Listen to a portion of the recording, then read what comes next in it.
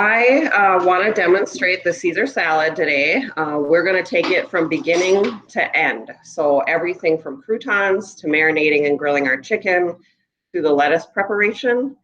The first two things we want to begin are going to be the chicken marinade, because that needs time. And then also we want to begin our croutons. So we made croutons last week for our French onion soup, which would be used across our menu in all sorts of different items. We are going to make them again this week, just because, well, we ate them at my house. And two, it's always good to get another demonstration. So in our chicken marinade, we'll get started there. We've mise en placed into our bowl the Dijon mustard, the minced garlic, the kosher salt, black pepper. And I will admit that I totally buy pre-done garlic. There are some strong feelings out there, one way or the other about this. And I'm in the labor and time is money camp. So if if I can have minced garlic done, then I'm not paying somebody to shuck the garlic and mince the garlic there. There is the other option, which I'm going to show you in our dressing, which is we're going to use the microplane to mince our garlic.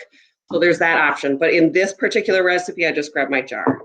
The other thing going on is our oil and our lemon juice. So the lemon juice, what that's going to do in our marinade is it's going to penetrate the outer membrane of the chicken and allow for those flavors to get through. The oil is going to be providing a moisture, is what that thing's job is, okay?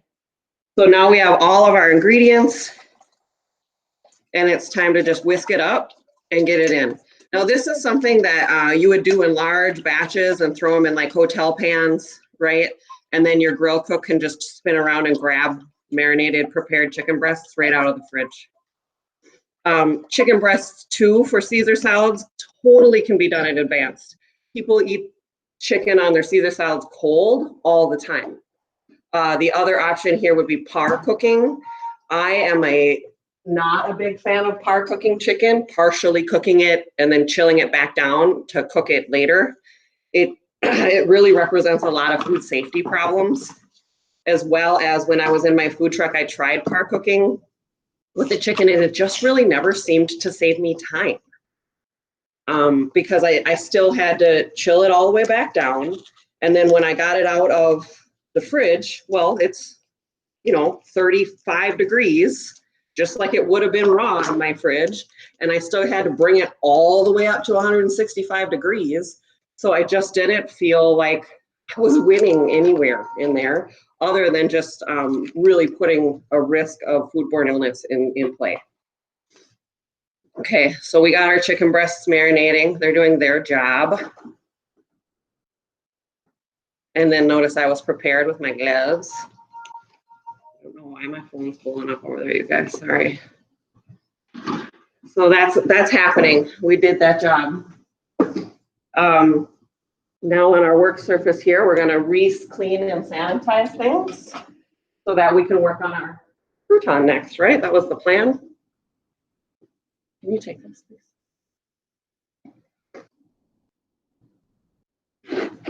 All right.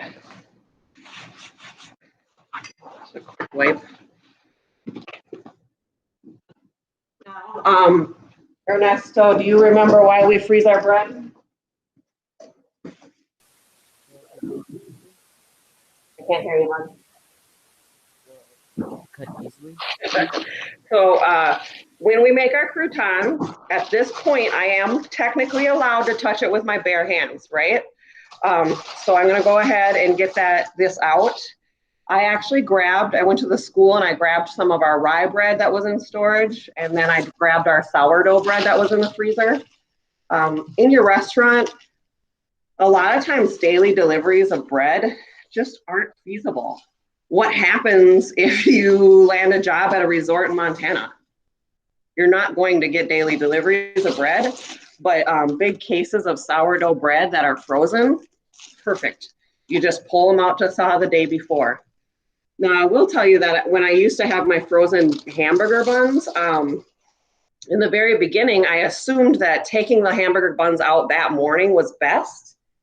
But I learned really through trial and error that actually I needed to take them out an entire day ahead in order to get them to the buns to kind of exchange moisture properly and get them back to that like awesome freshness.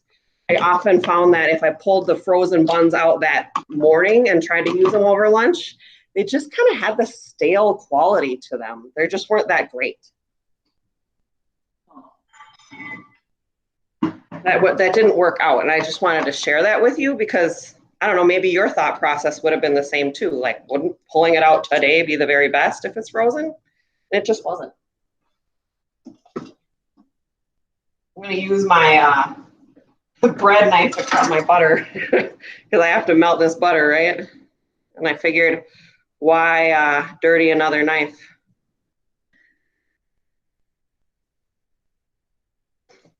Also, I will tell you, I was watching a video while I put this in the other day in our crazy coronavirus time, and this guy was cutting this cake that was like as big as my countertop. It was really cool, but he was wearing a mask while he was working in this commercial kitchen. And then it occurred to me that this guy wearing this mask, this video was recorded 2 years ago. So times in the kitchen are changing. Change is coming for sure. Now we want to remember, Joe, to always cut our croutons. I need my chef knife. To always cut our croutons in appealing bites, right? We don't want giant bites because giant croutons are no fun. So here, like you can see, so here you can see, like I could be lazy and just move on and not cut this, but this is going to be too aggressive. So I am going to go ahead, and because these are frozen, my chef knife just kind of drives through them really nice.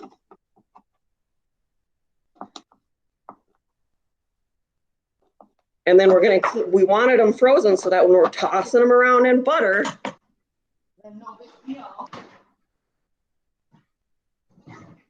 They're not crumbling apart, okay?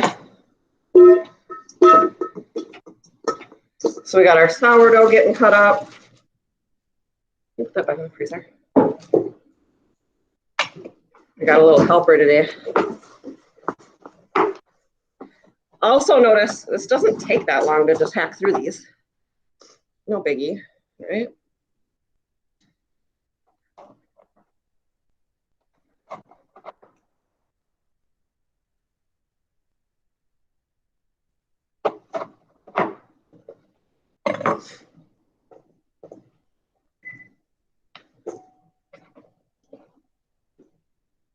Is it melted? All right, on to the rye bread. So do you ever get those little rye chunks in your croutons and it makes you so happy because it's that extra flavor? So rye is an amazing umami. It brings us that umami, that amino acid that makes your guest want to take that extra bite. It adds variety. Our guests don't see a ton of rye out there anymore, right?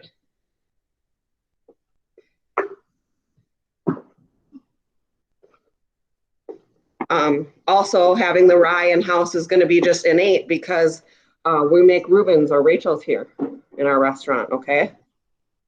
So we're going to have this bread around. Make awesome croutons and awesome Reuben's and Rachel's. Often a favorite lab.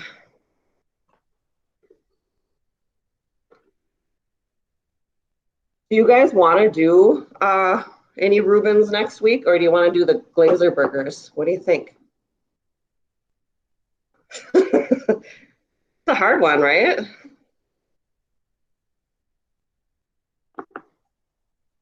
All right, moving through. I'm sweating up a storm today.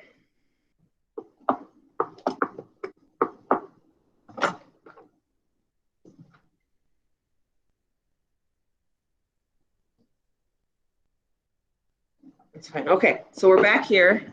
We got all our stuff cut. We got our butter melted. And remember, this is just like popcorn. You're just going to drizzle a bit and give it a shake, okay? Now, if your butter separates with all that water in the bottom, don't put all that water down on your croutons, okay? I actually buy a lot of the European butter, which isn't all full of water.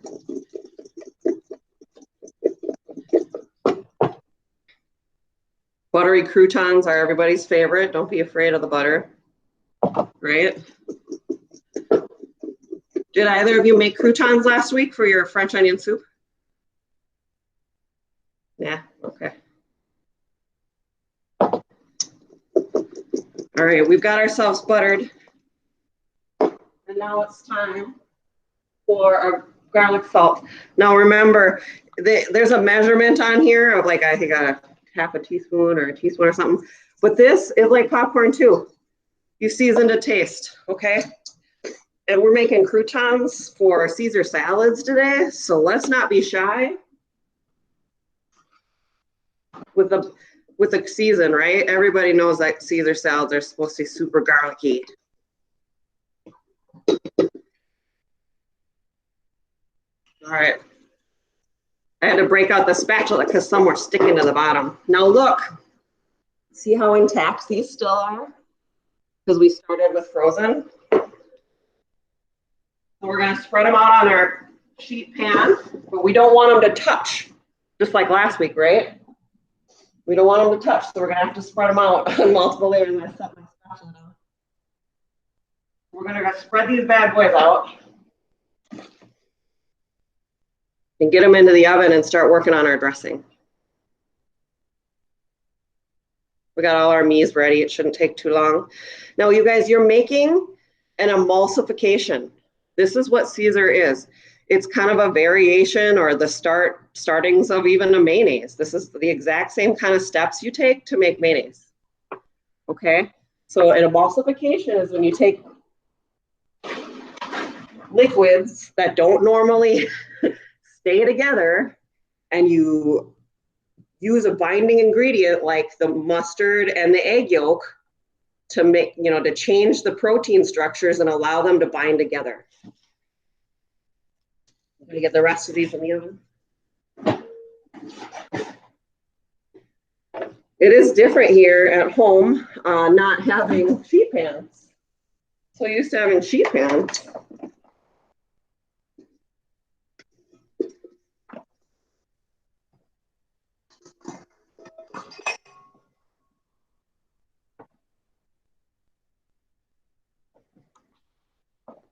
All right, lipstick needs to be on. All right. Bottom would be great. And then we gotta what? Wash, rinse, sanitize, reset our station. So let me just get this away. And get our food processor back out. How's the sound, gentlemen? Okay. Okay. I did notice last week that using the mic really did help.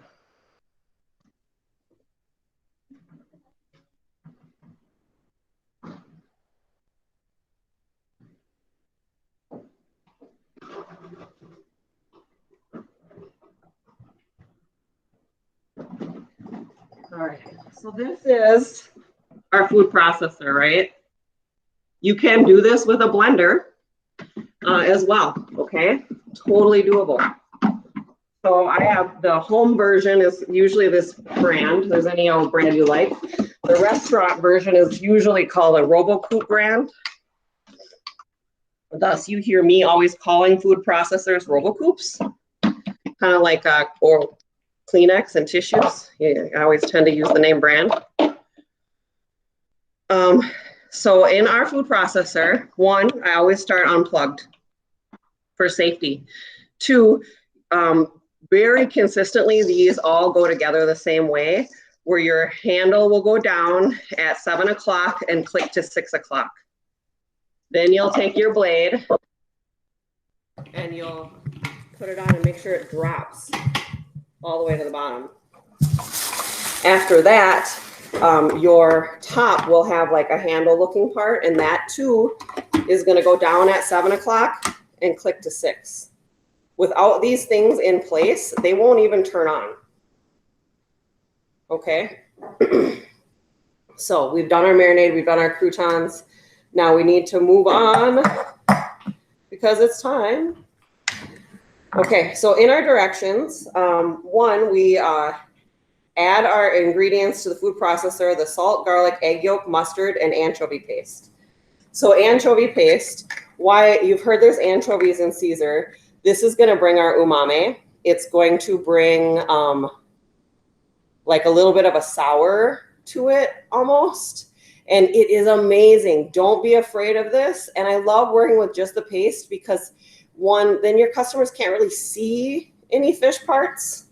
So it gets them to move on, you know, because they get hung up on things. And we don't like that. As well as this now, I'm going to take this and I'm actually going to portion it out and freeze the little things so that it doesn't go bad.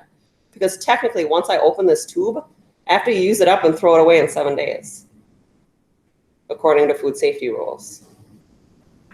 So yeah, and I ordered like this. I actually did get at Coburn's, okay, but I ordered tubes of this from Cisco too. All right, so kosher salt, we just need a pinch. I got that out. I thought I did. Yep. So right now I'm gonna go ahead and I'm gonna take this top off and I'm gonna let you guys work. So we just needed a pinch of kosher salt, which I think in your high schools they taught you was like 1/8 of a teaspoon, which is totally not true. And then you need a teaspoon of minced garlic. Here's another thing. So this is an awesome recipe because it gives an actual amount of minced garlic instead of telling you to grab a clove, which varies in sizes everywhere, right? So I could just measure this right out of there and move on. Or I could spend the time and shuck this, take this, go ahead and mince it on my microplane, and then I got to clean it. So I said I was going to do that, but the more I think about it commercially, I would never take the time to do that, you guys. Never. Never, ever. So we need our teaspoon of minced garlic, and all my measuring spoons are missing. So I got this 1/4 teaspoon, so I'm just going to use 4 of them. I'm going to need that. So I got my garlic, I got my salt. What's next? Anchovy paste, a 1/2 teaspoon.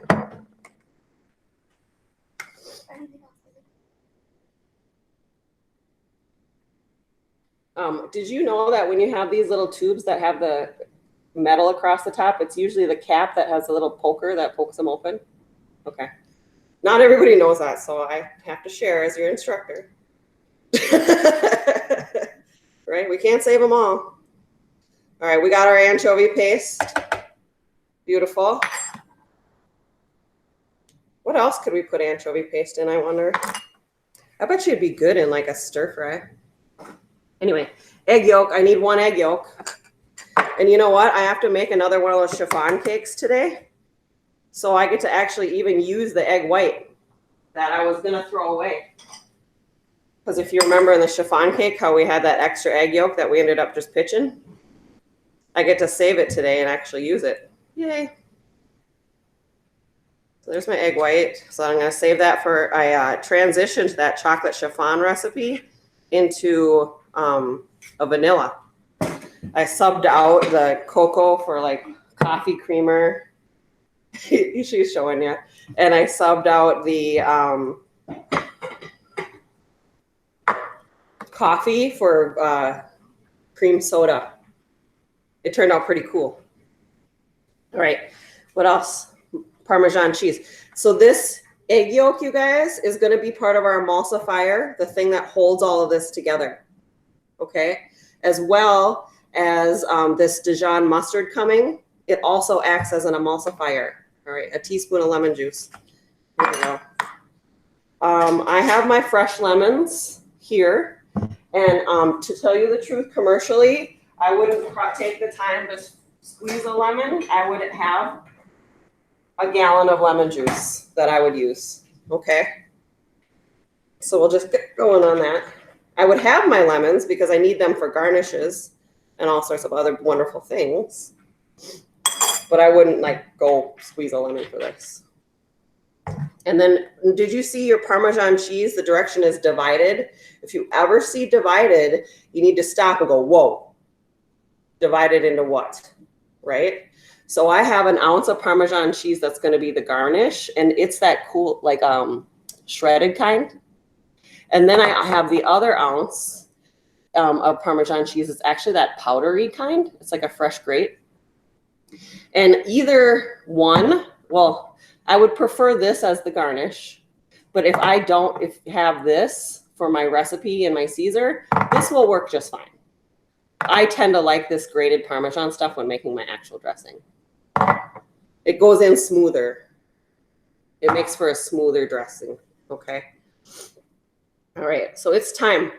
My direction now tells me what? Pulse it up just a little bit, right? So we're going on from 6, click to 7 o'clock, click to 6. I need to see it. And then I plug it in once I'm ready. All right, we're just going to pulse it.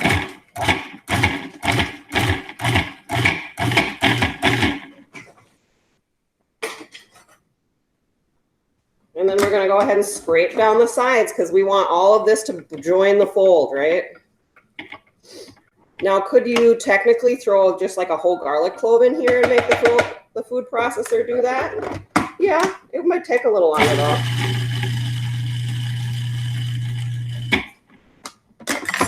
Scraping down the sides, bringing it all into the fold.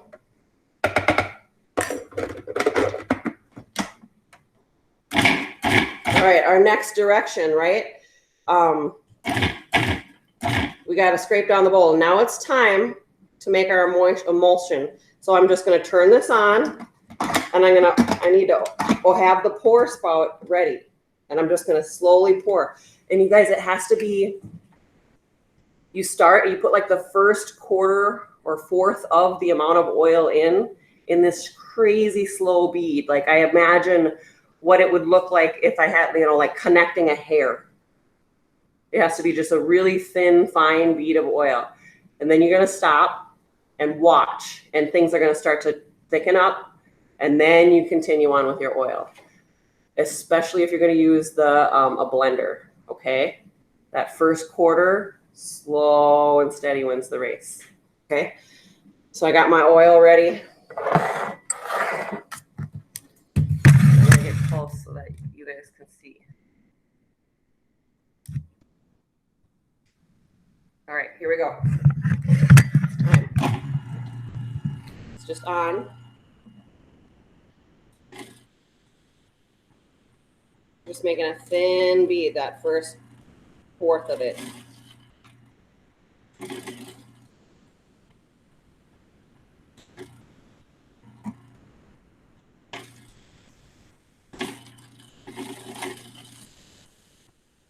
If you overload it with too much oil too soon, it's like that those curly egg proteins can't open up and hold it all.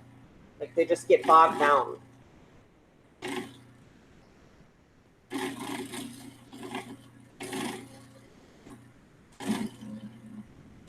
Also, you want to go for like a yellow olive oil, not so much that like green EVOO. You'll see an olive oil that looks more yellow and one olive oil that looks more green. The one that's really green can just be really, really pungent, and it just stands out too much in your dish.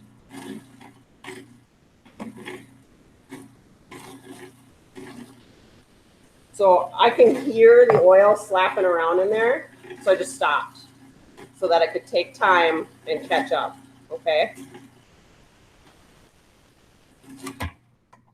It's time to scrape the sides down, get all my emulsifiers and everything back into the fold. And it's time to show you this because it's starting to look like dressing.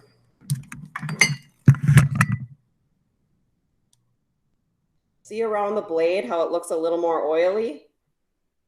That's okay, all right? It'll all work out. But see how on the outside edges it's starting to kind of look like mayonnaise? Because we're making an emulsion.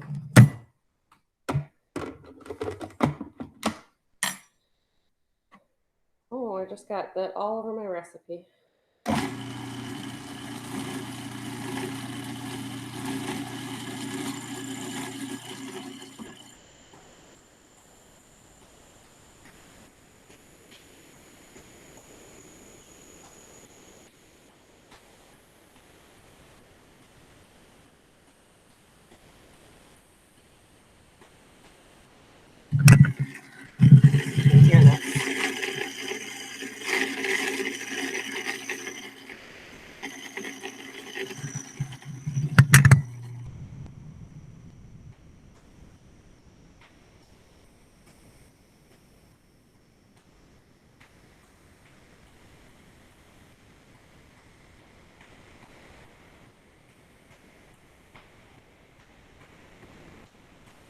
Now you can go too far, okay? Once your stuff starts to really come together and look thick like a mayonnaise, if you keep going, it'll break back apart. So don't keep going.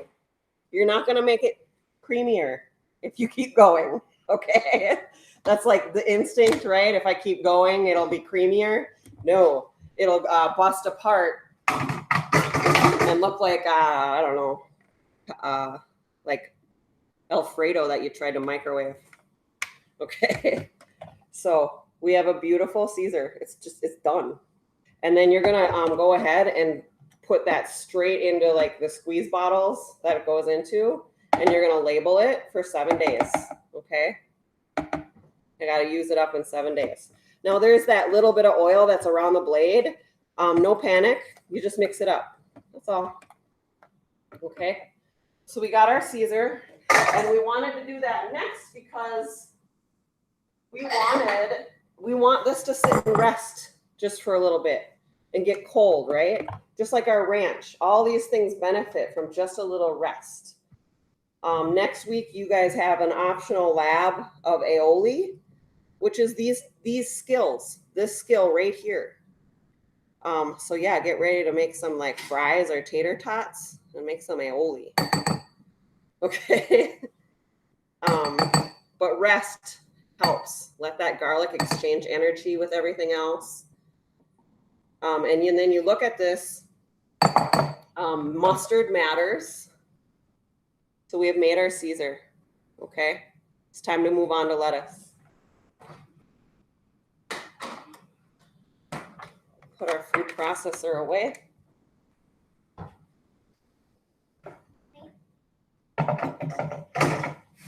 And then we have our lettuce. So next week you start on your salad unit, and it kind of blows through a little bit of proper care, the steps for washing lettuce. So I just want to talk about it a little bit today, okay? Which means we get to get into our textbook for just half a second. Can I get a sanitizer? Where is it? I keep opening my book upside down. Right there. All right, tips for proper lettuce washing.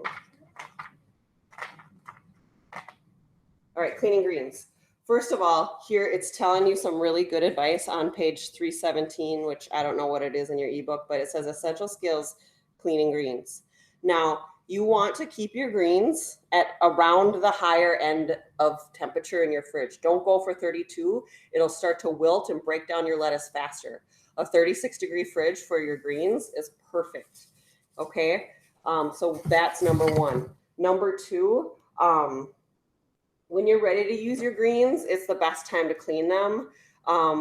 Cleaning them too soon will start releasing those ethylene gases by passing a blade through it, right? Also, it becomes ready to eat food as soon as you pass a blade through it. So it would have to be kept refrigerated and all of those things we would want to remember.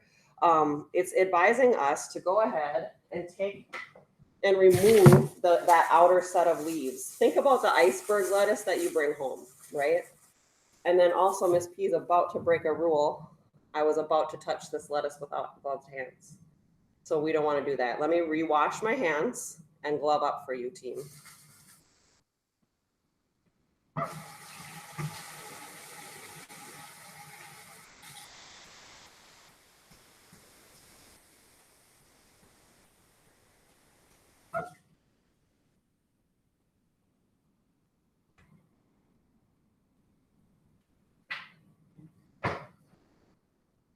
My croutons, I can smell them. They're moving along. If we were in our commercial kitchen at school, we would be using the convection oven, and they cook in about 7 minutes in the convection oven. Very different. Do either of you have that convection button on your home ovens? You do? Okay. I don't. I still have a standard oven at home. I wish I had that button. But buying new appliances just isn't on my list of actual needs.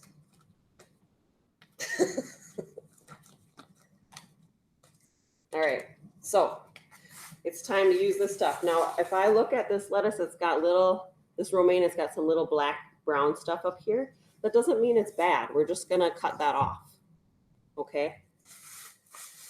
Now in our knife unit, you might have noticed the, I think they had a lettuce knife in there. I have never, ever, ever seen a plastic lettuce knife in a restaurant. I've only ever seen those at like Tupperware parties for home people. So the best knife to try to use is going to be your bread knife. That serrated edge is going to be the best bet for this situation. And then I'm going to go over to my sink, which has some of our lab dishes in it, but that's okay. I'll turn it around. And I'm going to wash our lettuce greens. Before I began this lab today, so I got some dishes in here, unfortunately, but I did actually sanitize the sink before I began on my other side here. So I'm going to go ahead and turn the water to be cold water, but not Arctic, right? And then the tip is friction. Friction is going to be the name of the game. Now, technically, when I'm washing my produce, I don't have to wear gloves according to the health department. I like to go ahead and get gloves on. You're going to go ahead and you're going to want to pull every leaf out because this grew in the earth. So it picks up dirt, right? And give it a nice wash. And sometimes this will even perk our lettuce up. It'll make it a little bit happy. It'll like rejuvenate the cells. And this is the step too that you don't want to skip because this is the step where, people are hearing a lot about foodborne illnesses when it comes to lettuce. And, if there was a cow pasture 10 miles down the road and the dusts from that pick up and land on the field where this lettuce grows, that's where we bring in risks of things like E. coli. That's kind of what some of the guesses were that might have happened last year in Arizona when all that romaine got pulled off the shelf. They think it was the two farms being close to each other. So we got to make sure we wash all these bad boys. There is other risks where if the water source to this lettuce was contaminated and it took in contaminated water and then has that foodborne illness like in its cells, then I can't wash that away. That's out of our hands.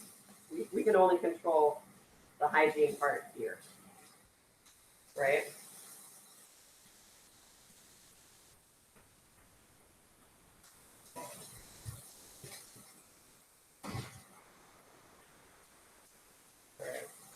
Now it's getting down to this part, and we're going to use all of it. So the outside of this romaine lettuce is going to have like that more, like a deeper flavor to it. And then as we get further into this romaine, it's going to be a little bit more sour, isn't it? So it has a different flavor profile altogether. So you want all of those flavor profiles in there. If you're getting really into this part, this might even be the part where you don't see people grill it. Seeing like the grilled lettuces. People might grill this guy and then like squeeze some lemon or over it or even drizzle some of our Caesar over it. Good things.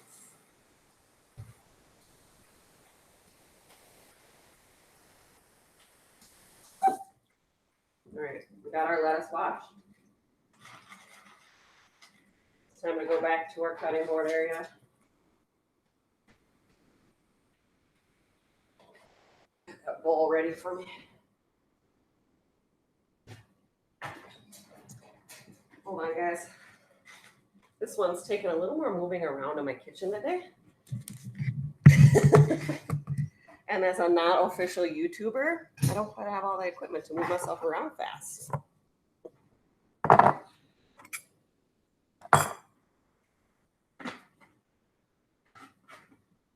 The nice part about putting gloves on right away too is that I can just continue moving on and get things cut, right? All right. Sanitize our area.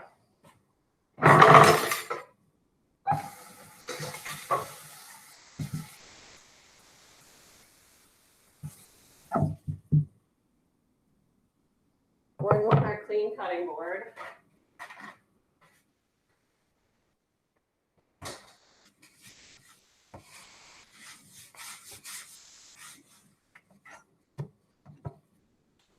I'll use my paper towel I just used to stabilize this bad boy.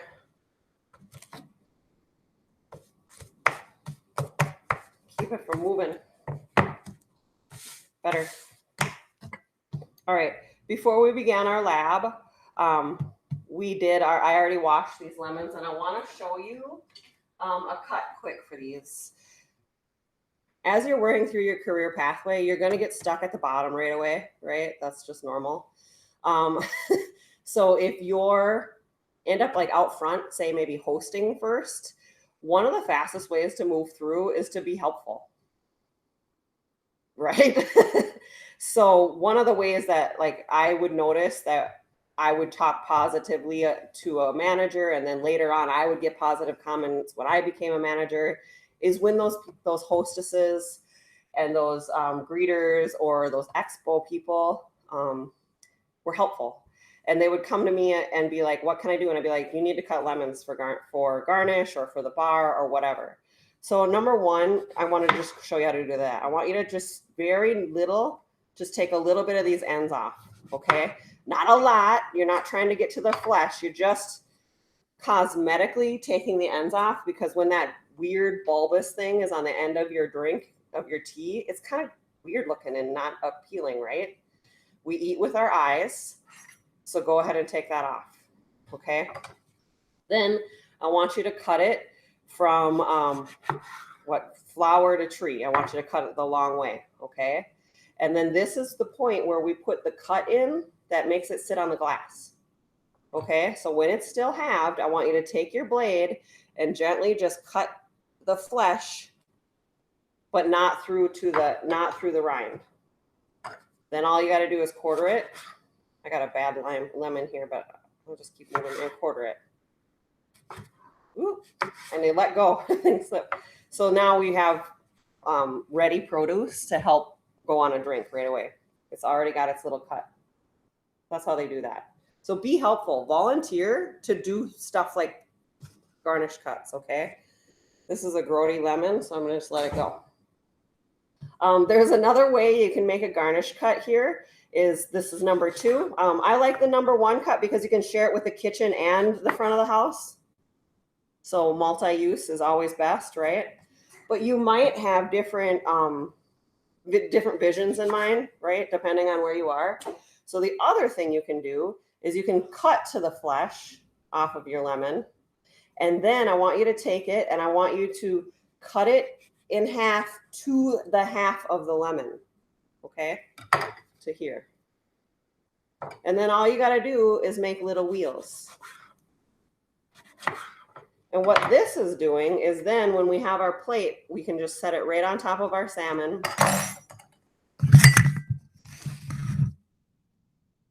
We can just pick them up and we can just have them in our dish, and then we can just set them right on top of our salad, right on top of our salmon. It actually adds a little bit of height.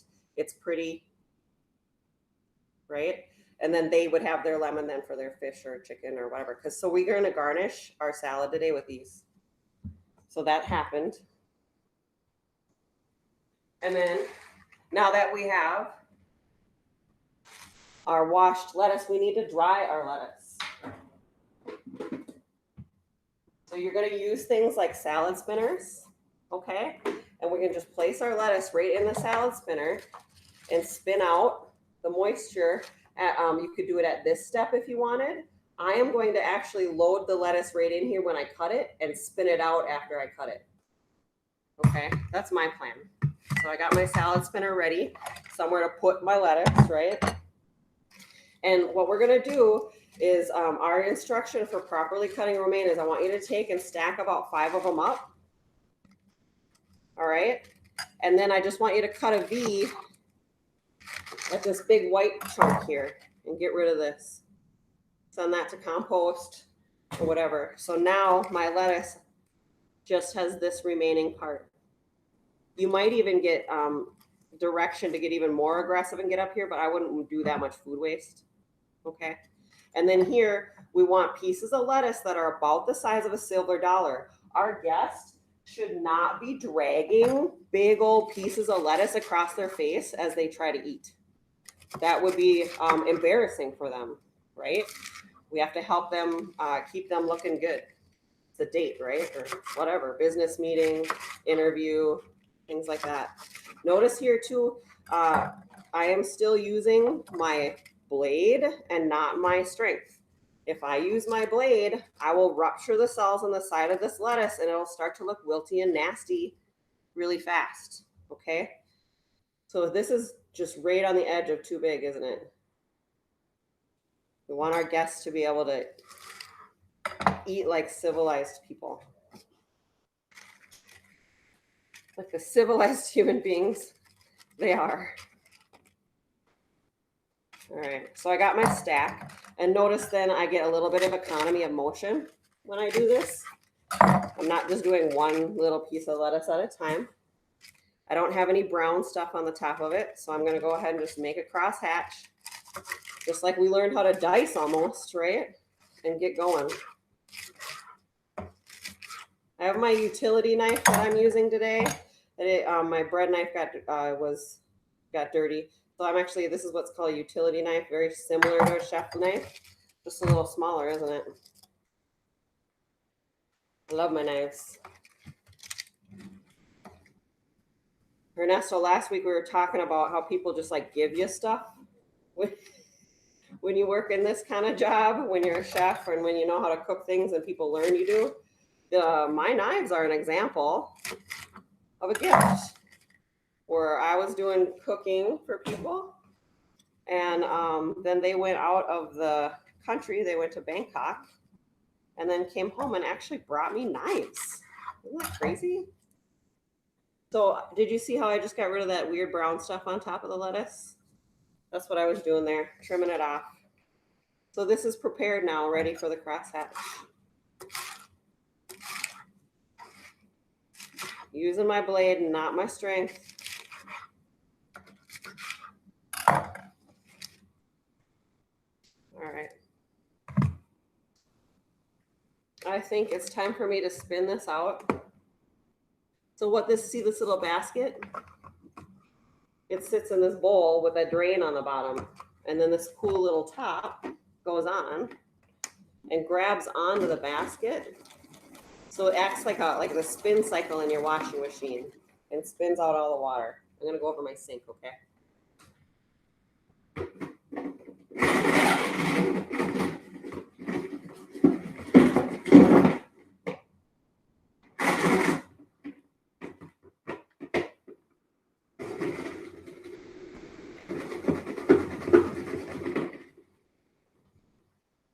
Back.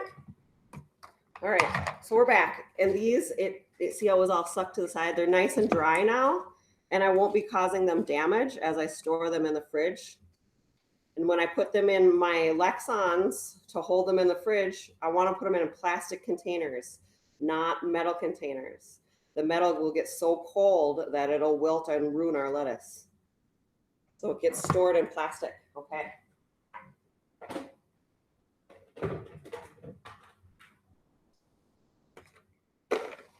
We're ready to move to the next batch. And I'm gonna pull our croutons now. My nose is telling me we're done.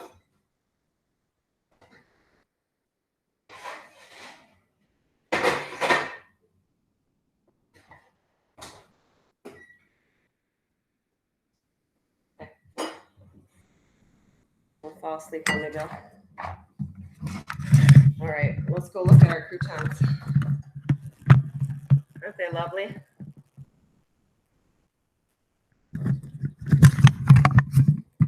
hear him crunkle this time, Ernesto.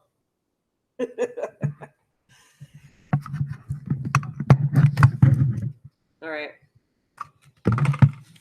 Prep work. Now, all of this too, you guys will be getting done in the morning before your guests are even here. Okay. None of this is happening during lunchtime. During lunchtime, it's the assembly part that we are going to do at the end, right? At lunchtime, there is no cutting. You are ready. And you'll see, you know, the assembly will be so nice and fast and convenient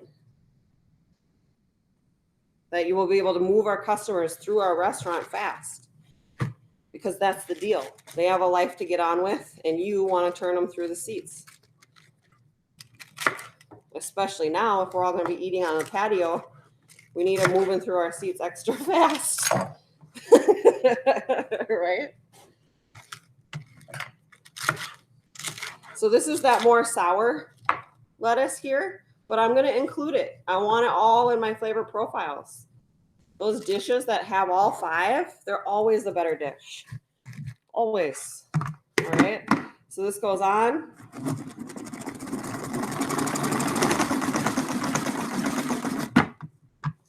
And then we spin it dry. I just spun it out all over my cutting board. It's awesome. So now it's nice and dry and ready for us.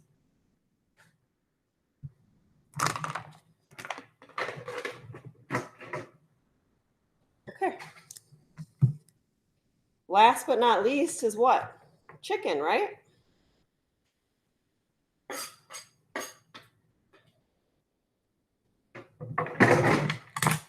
So we have chicken to work on. So we got our proper preparation for greens, right? We got our dressing made. We got our croutons going. And now we need to work on our chicken, which we already marinated. Now, I was thinking about taking you guys out to the grill, but I don't know how that translates commercially very well, right? Because we grill indoors in the kitchen. So I'm going to use this piece of equipment that I have, and it's called a griddle, and it goes right onto my stovetop. Okay, it's got the bumpy sides, so I'll be able to make those marks that everybody loves, right? So we want to get this good and hot. Actually, I use this constantly, personally, this thing. It's like it's usually just installed here all the time for me. So if you ever see one of these griddles, I wouldn't be afraid of it. It's pretty awesome. All right. So this is getting warm, and while that does that, we're going to get our plates into the fridge. So team, when we are selling salads, we should have a stack of plates in the freezer or in the fridge. We should never get lazy and grab a hot plate from the dish room. We should never prepare our salad and then throw it up in the expo window where the heat lamp is, and not pay attention or call the server and watch that salad get destroyed. Okay, the salad stays down on the expo line, and the hot chicken goes up into the expo, into the heater. That, you know what I mean? We got to use our sense. So I'm going to take these and I'm going to put them in my freezer.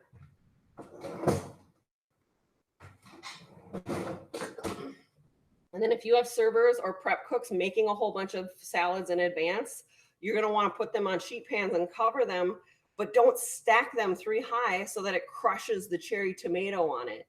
You know what I'm saying? Like, don't you hate it when you get that salad that's like all flat and sad and like the cherry tomato's been crushed somehow? It's because the servers at 4 o'clock before y'all came in for dinner rush, they prepared literally probably 50 salads and just stacked them all up and threw them in the fridge so that they would make it on Friday night, that they would, you know, be fast and efficient. But they sometimes lose sight of what their food looks like, and they forget to like fluff that lettuce back up, and they forget to like fix the cherry tomato. So make sure when you are running your joint, you're having those expectation conversations. The other half of the croutons are done. And I'd say that my flat top's getting nice and hot too. So we have some beautiful croutons prepped for ourselves. And you don't want to look at me anymore. It's time to look at the food. All right, so we got our croutons done. They're hanging out. We got our flat top ready. And get this anymore. Our chicken's nice and marinated. So the one thing that we do want to make sure we have before we begin is tongs. And then something we don't get to talk about really is, I don't like these tongs. Where are my other ones?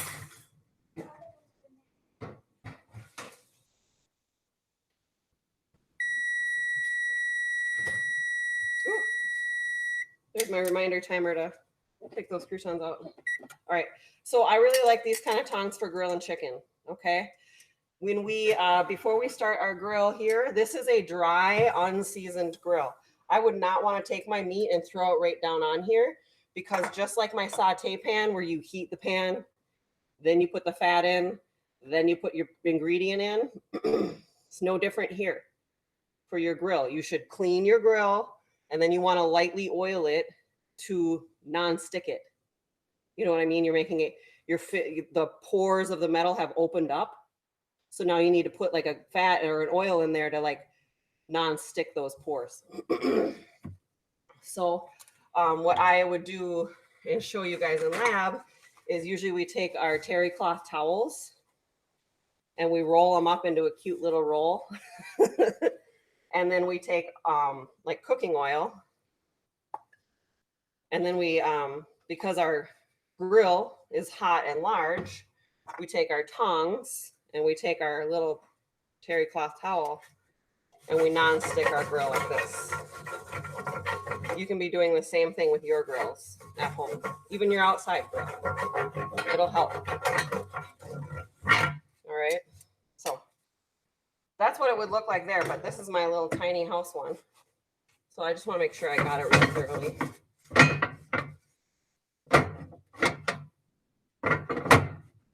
All right. Beautiful, non-sticked.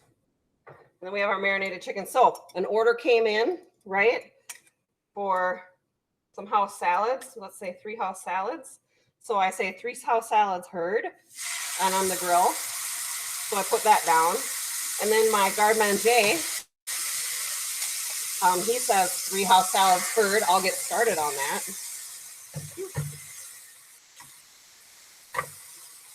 All right. So Miss Peterson's put presentation side down first. That's the outside of the chicken breast that hasn't been hacked away from the rib cage. Presentation side will go down first, okay? And then these tongs are now technically contaminated, right? So I would need to be like continuously washing them every time I went back and touched them. So what's happening in our commercial kitchens is we've come up with brilliant little workarounds that the state of Minnesota loves.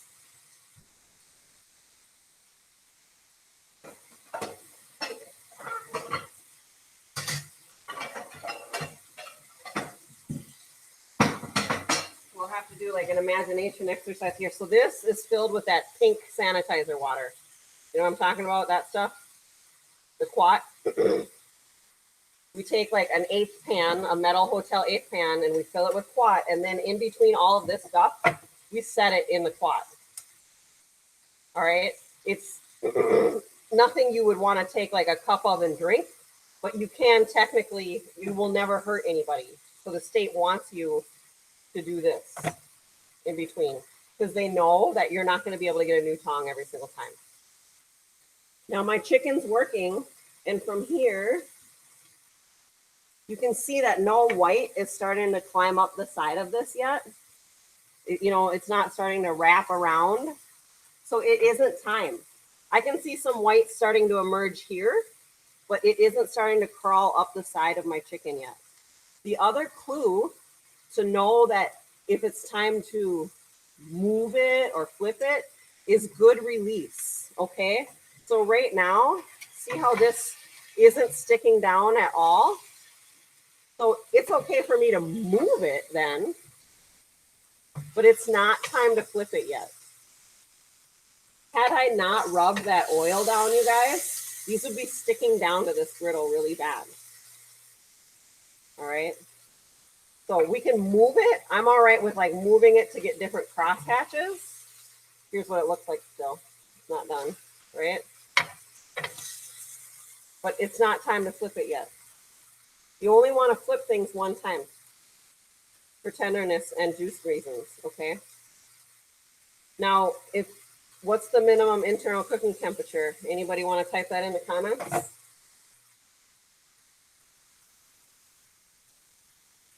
I can see you thinking.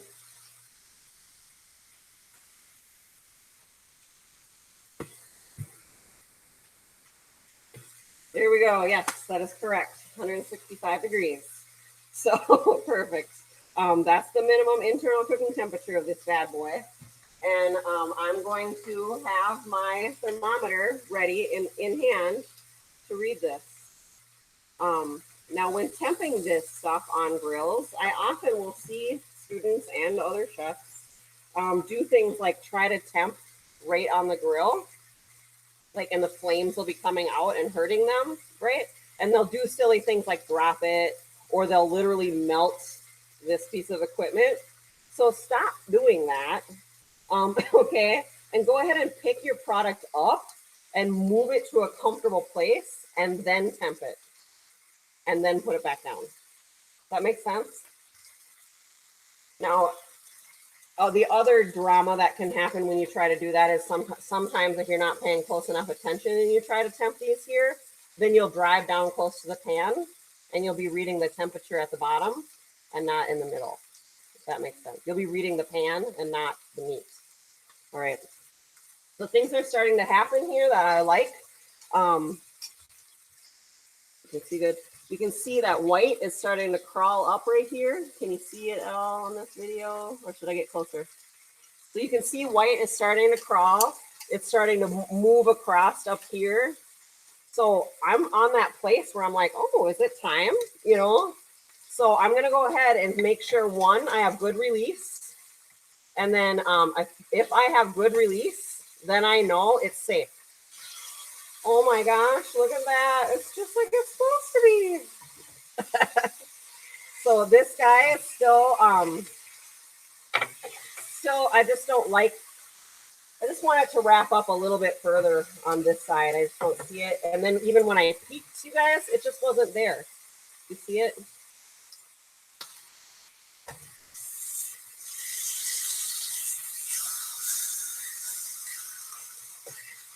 All right. This is a good place where I might call down the line and let Garde-Manger, the cold salad station guy, remember that position? This is where I might call down to him or her and be like, chicken's on the turn. Or so the 3 chicken breasts for the Caesar salad are on the turn. And Garde-Manger would call back out to me and be like, great, I'll get those Caesars going. Or great, I'm already ready for you. Something like that. You talk back and forth to each other. It keeps communication lines open. It keeps the mood in your kitchen a lot lighter when you're talking to each other. All right. So now this is happening and we want to set up our line, don't we? So we would use like a picture, Subway, right? So sorry, you guys. The refrigerator that has everything sunk into it, the lettuce, the cheese, and the tomatoes, and all that good stuff. You're going to have one of those in your Garde-Manger section full of your mixed greens and your maybe your cheeses and all that good stuff. So next week you'll see I included like a house salad in our labs along, or was that this week? Yeah, we had our house salad. So you'll see that you would want to be filling, you'll have mixed greens, romaine lettuce, you'll have gorgonzola cheese, you'll have the Parmesan cheese for the garnish, you'll have your lemons for garnish on your table, you'll have everything right there, and then your croutons will be not in the fridge, but sitting right by you in that section, okay? So it's time for us to prep our salad so that when this chicken comes off, it can go right on and out to our guests. All right. So I'm going to prep our salad. So now I went from being the grill cook to garmanger, right? The cold station.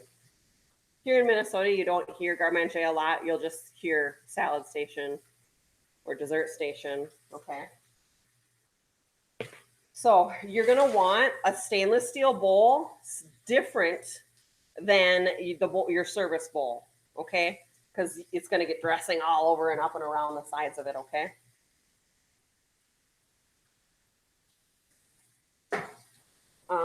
Your salad bowl and tongs can be kept and reused for 4 hours, and then it has to be changed out based on our food safety rules. So don't be freaked out the first time you walk back there and you see that Caesar salad bowl sitting there, you know, and getting reused. Just fine as long as you're rotating it every 4 hours. Okay.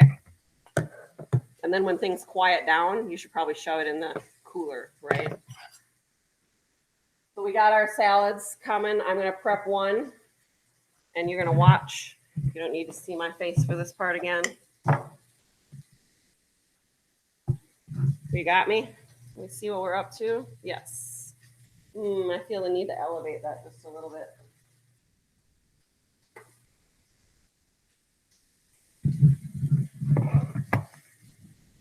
There, you should be able to see a little bit better. Okay. My gloves are on. Okay. And I was actually just the grill cook. So if I was the garmanger and came over to a new station to work on a new set of food, it's time to change these, isn't it? Yeah. So much waste.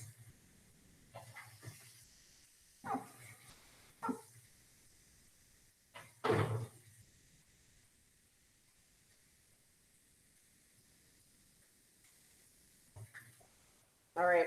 It's time to check our chicken too, huh? Oh.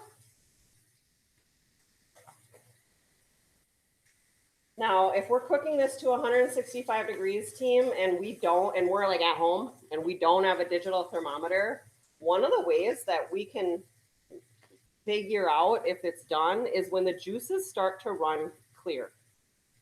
So if I poke this chicken right now and white albumin, white liquid starts to come out of it, and it like will kind of come, you know, like pool on the top of it and cook like the white of an egg almost, then it's not done.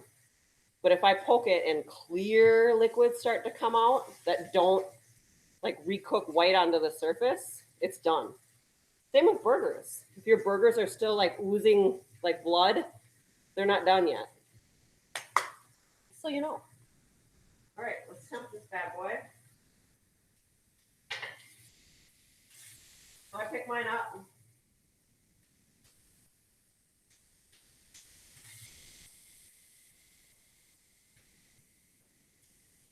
We're still in the 120s and 130s. So this is also a part where if I had a dome, I would totally put a dome on these too. I have domes in my commercial kitchen. All right. Salad.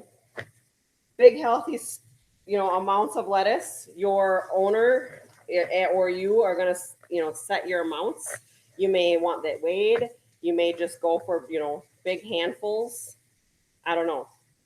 But your build isn't too crazy, is it? It's going to be your lettuce. Then you're going to mix on your Caesar, and then your lettuce, your croutons, mix on your Caesar, and then add your parm last.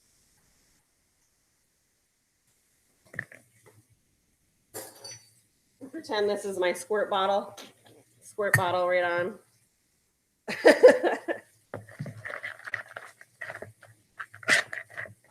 Use the lettuce to get all my dressing off.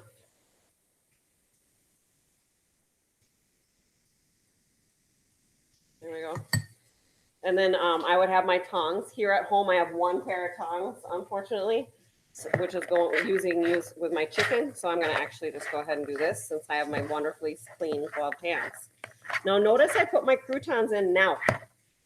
My croutons are getting a little bit Caesary now.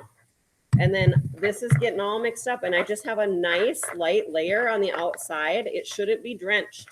Your guests, if they like more, great, get them more, but don't start with too much and then have to remake your salad, okay? So this is nice and lightly done. And then it's time for our garnish cheese, right? So we go ahead and I put about half of my garnish cheese in, made it even prettier. You can see those chunks of Parmesan now in here. And then we go to our freezer and get our plate. It's time for plating. And when we got salads, we want height, okay? Height is good. Ooh, this is gonna be an entree salad. Not a side salad. This is an entree salad because it has protein, right? We need to give them entree size plate. All right. So I can reuse this now for the next 4 hours. I have my beautiful salad. I've got height to it. And then here, I can go ahead and take the rest of my parm. Garnish on top. I'm not touching this anymore, okay? And now it's time for me to get a cutting board prepared for my chicken, right? Because my grill cook is like, chicken's coming down the line. And Garmanjay's like, great, I'll take it. Great. So salads shouldn't have an entire chicken breast on it. It should always be cut. Your guests should not have to pick up a knife when they eat a salad. That's why the pieces of lettuce should be silver dollar size or smaller. Your chicken, if you cut it in strips, then all they have to do is cut it with their fork if they want to. I tend to think that if we go all the way to cubes of chicken, it doesn't look as nice when I'm trying to plate. So you should at least cut them into strips, okay? And you're gonna wanna cut them like kind of with the grain so that they can come apart. All right, let's see if we got any of these bad boys at 165.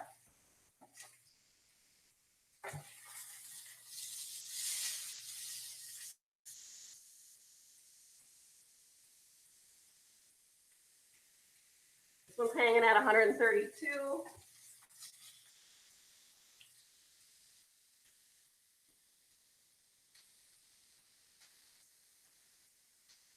This one's about 10 degrees away.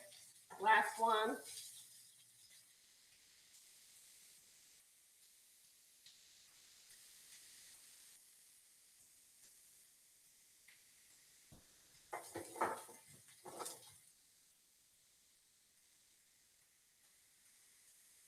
Oh, man, I wish I had you guys with me. So I just temped this thing. I don't know if you can see it, but right here, the white albumin came out and like recooked right on top. It was right where I stabbed it to see if it was done. I knew immediately that it wasn't because of that. All right. I'm kind of suffering with these here.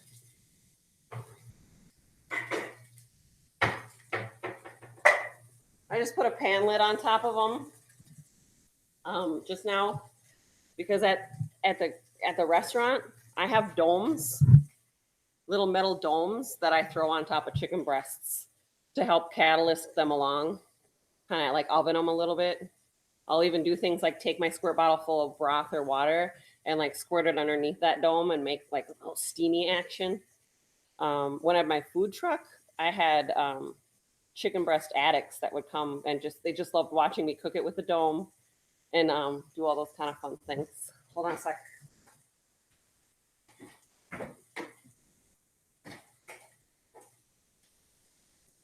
All right. I think since that was about 10 degrees away, it's time to check it again, okay?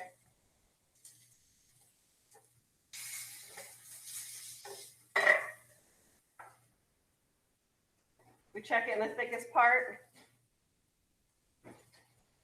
There we go. We're there. All right.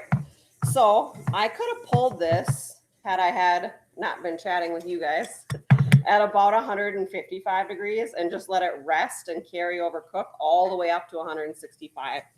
When I was in Arizona last summer at Northern Arizona University, I took a culinary, like a summer camp class there. That chef was teaching me some crazy stuff. He was saying that, you open the windows. He was saying that we are going to start seeing chefs, that means you guys, the future, putting out chicken that's a little less done.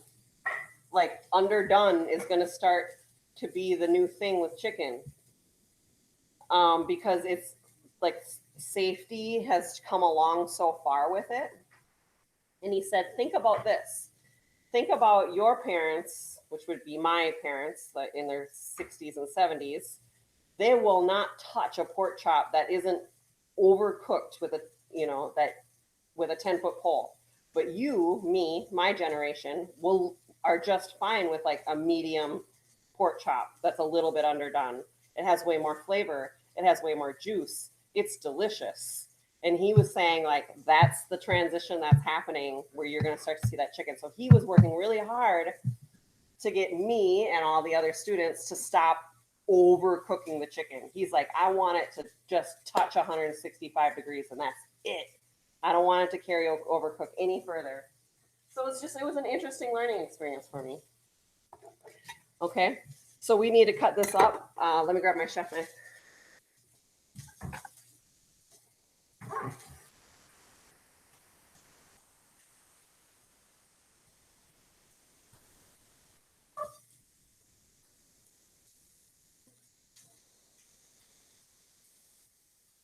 All right. So garment line chef went ahead and took this down. And so our guests should never have to pick up a knife when they eat their salads. So this weird, gross, gristly stuff that you kind of have to be cautious around, this is not going to go on our guest's plate. Okay? So I've done my first cut basically. So I'm going to go ahead and I just keep making my slit cuts.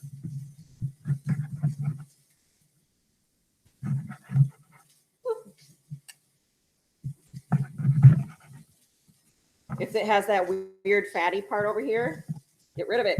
Don't send it out. Okay? And then this is where you just pick it up.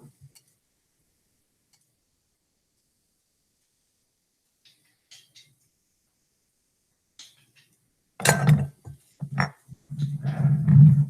fan it out. So we got it onto our salad. We have our garnish prepped. Beep.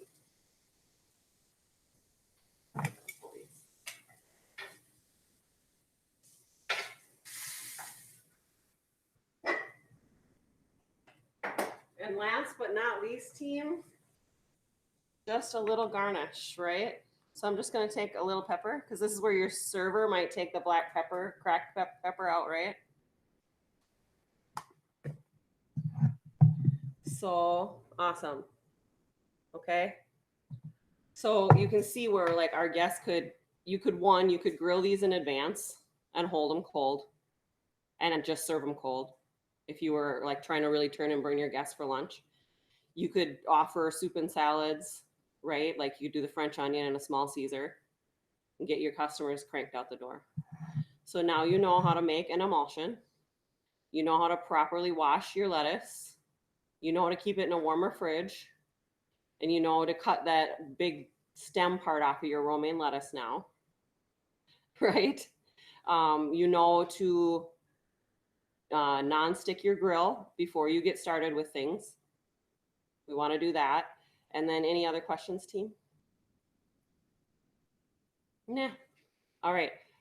If you're going to use your blender to make your emulsion, keep your oil bead very small and very thin, okay? Otherwise, food processor works good too. Have the very best day. Oh, and long weekend, okay? All right. Bye, guys.